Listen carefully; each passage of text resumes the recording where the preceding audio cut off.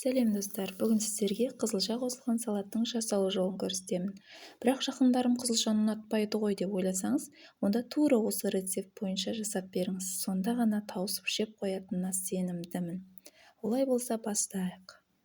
Ол үшін бізге керегі суға піскен қызылша, сәбіз, кепкен өрік, біраз қасық бал, біраз қасық зәйтүн майы.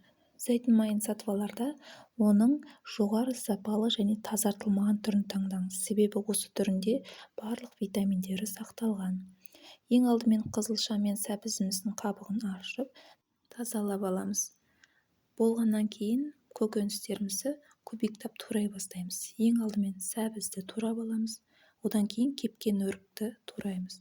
Егер үйіңізде курага болмаса, онда мейіз немесе грек жаңғағын қолдансаңыз да болады.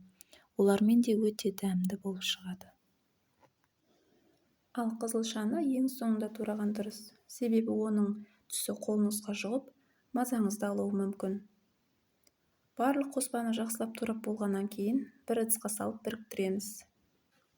Бұл салатқа тұз немесе басқа да дәмдеуіштер қоспаймыз. Тек бар болғаны біраз қасық балға, біраз қасық зәйтүн майын қосып, осы қоспамен ғана араластырамыз. Егер сізде балыңыз менікіндей қою болса, онда алдын ала жылы жерге қойып, сұйылтып алған дұрыс. Сол кезде салатымыз жақсы араласады. Осылайша тез әрі дәмді витаминге толы салатымыз дайын болды.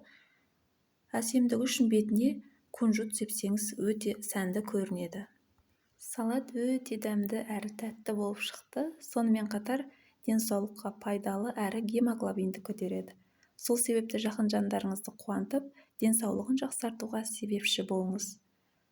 Рецепт ұнаса, лайк басып, каналға тіркелуді ұмытпаңыз, себебі алда пайдалы әрі дәмді тағамдардың рецептін ұсынамын. Сіздермен болған Замира.